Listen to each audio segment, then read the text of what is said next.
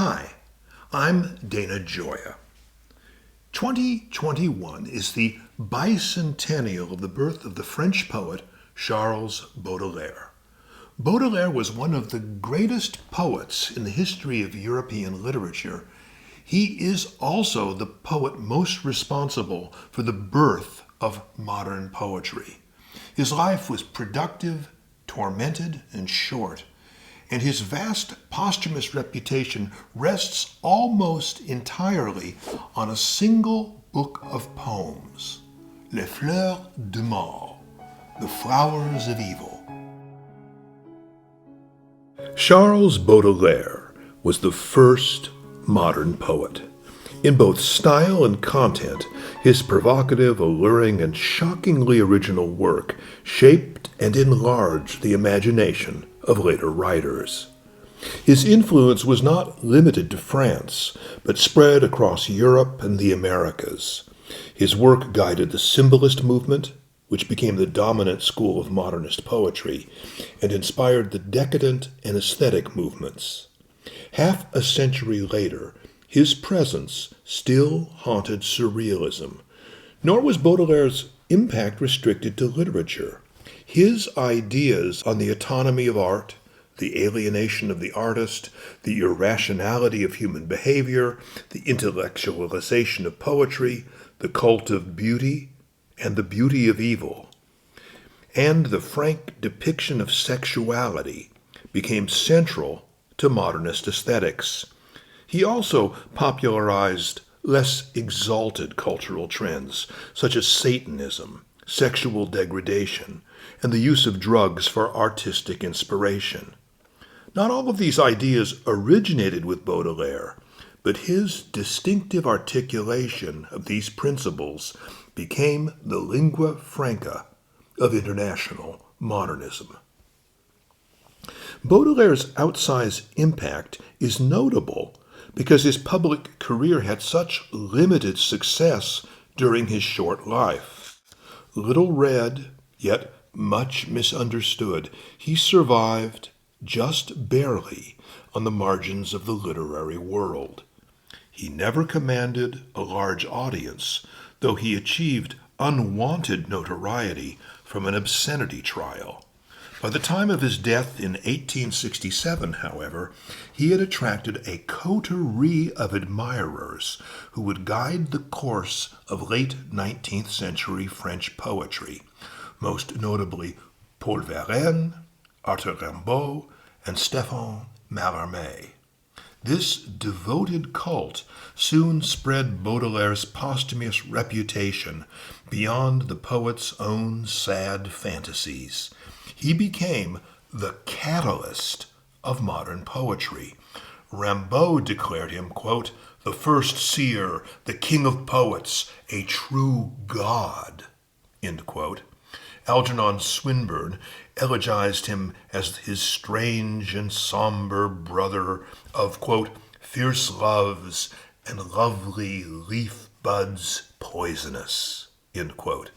Stefan George translated Les Fleurs du Mal into German and trained his circle of young intellectual elites in symbolist principles. By 1924, Paul Valéry claimed Baudelaire was the most widely translated French poet, the only one whose work could cross borders to win an international audience. Quote, though there may be French poets greater and more powerfully endowed than Baudelaire, Valéry observed, there is none more important, end quote. In 1939, the critic Walter Benjamin confirmed that verdict, declaring that, quote, Les Fleurs du Mal was the last lyric work that had a European repercussion. No later work penetrated a more or less limited linguistic area, end quote. Benjamin slightly overstated his case. Rainer Maria Rilke's poetry had already begun to exercise its enduring international fascination.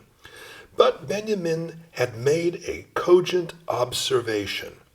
Baudelaire's posthumous reputation had become the monolith of French poetry, tall enough to be seen from abroad.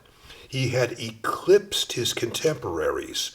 If they were to be seen by posterity at all, it was mostly in relation to him. Baudelaire's influence cannot be separated from his position in the artistic vanguard of Paris, the cultural center of 19th century Europe. While the arts thrived from St. Petersburg to Madrid, creators and critics across the continent looked to Paris for innovation and excellence. It wasn't only the city's wealth, size, and sophistication that secured its preeminence. Paradoxically, it was also its political instability. Paris existed in constant cultural and political turmoil. Revolutionary reformers battled social conservatives. Secular progressives contended with religious traditionalists. No faction could establish a lasting victory. The vitality of these ineradicable conflicts charged French culture with a special energy. The violent dialectic created by a milieu more diverse and creative than any other city in Europe or the Americas. Paris was the laboratory for new ideas and cultural institutions, not only in literature, but in painting, sculpture, architecture, opera, theater, and dance. Artists everywhere wanted to come to Paris. Like Hollywood a century later, Paris was where the money and fame were. Nowhere was this accelerated creativity of Paris more evident than in poetry, which possessed a special cultural authority and was expected to articulate the spirit of the times. As French history changed, so did French poetry. Each emerging movement offered a vision of a new age. Although Romanticism dominated both English and German poetry for most of the 19th century, in France, the movement was only a single episode in a cycle of artistic innovation. As the century began, French poetry was still dominated by classicism, which lasted longer there than in any other country. Then, in rapid succession, came Romanticism, Parnassianism, decadence, and symbolism. In fiction, France was also the epicenter of realism and naturalism. The rapid rise of these movements expressed the literary energy of Paris, where successive waves of young writers gathered in cafes, taverns, and salons to argue art and ideas. Meanwhile, newspapers and journals, the mass media of the 19th century, had ever more pages to fill. The growth of print media fostered a new urban class of writers. For the first time in history, a large number of writers could survive without official patronage. The competing aesthetics of the period merged and sometimes collided in Baudelaire's work. He absorbed and assimilated aspects of different literary schools, transforming them into a personal poetics that still resists classification. Baudelaire's great achievement was to break the hold of Romanticism, though he was, by nature, a romantic. He created a new poetic style and sensibility that rejected the empty gestures of late Romanticism without losing its heroic energy. He wrote about modern city life from a realistic perspective in ways that endowed it with a sinister beauty and mystery. Baudelaire did not entirely break with tradition. He crafted an elegant classical style, dense, lyric, and original, to express lurid, repugnant, even obscene subjects that French literary conventions had either excluded or confined to treatment in the low style.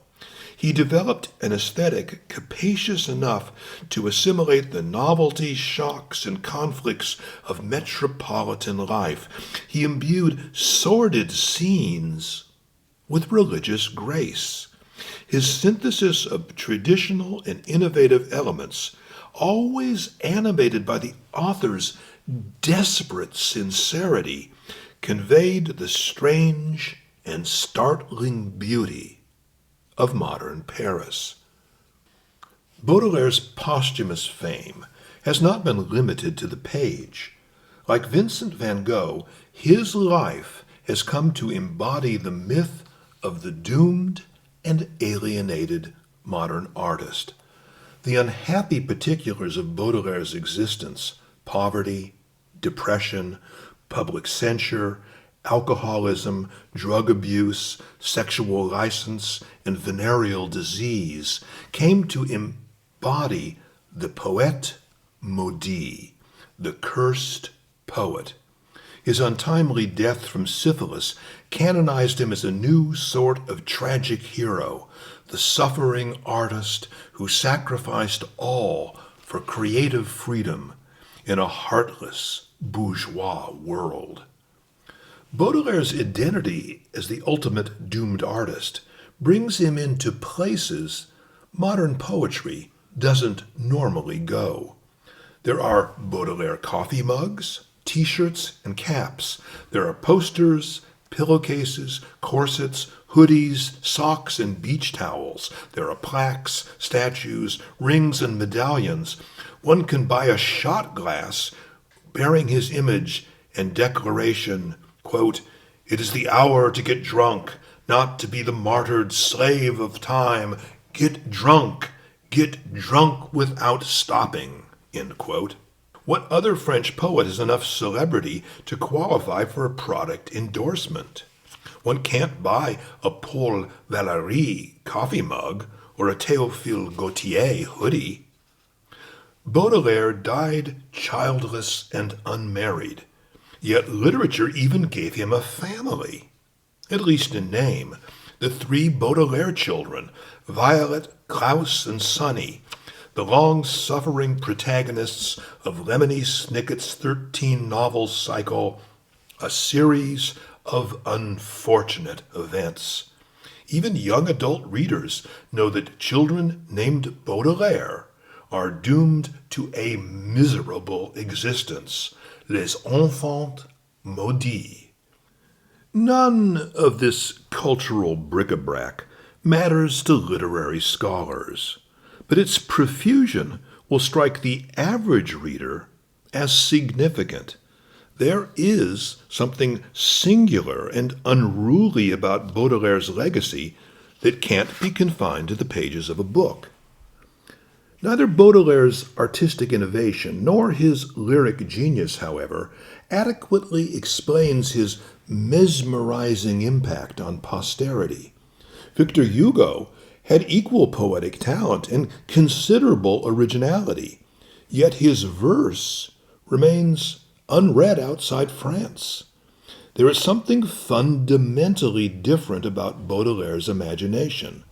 Les Fleurs du Mal, The Flowers of Evil, portrays the author's experience, and indeed the author himself, with extraordinary candor and unabashed intimacy. Yet the poems have a strange ambiguity that permits contradictory interpretations. The reader can enter Baudelaire's psyche, but can't make complete sense of it. Walt Whitman famously declared, quote, "Do I contradict myself? Very well, then, I contradict myself. I am large. I contain multitudes," end quote. In comparison with Baudelaire, Whitman's contradictions seem simple. The reader can discern how the good gray poet feels about any subject. Baudelaire, however, offers contradictions beyond reconciliation.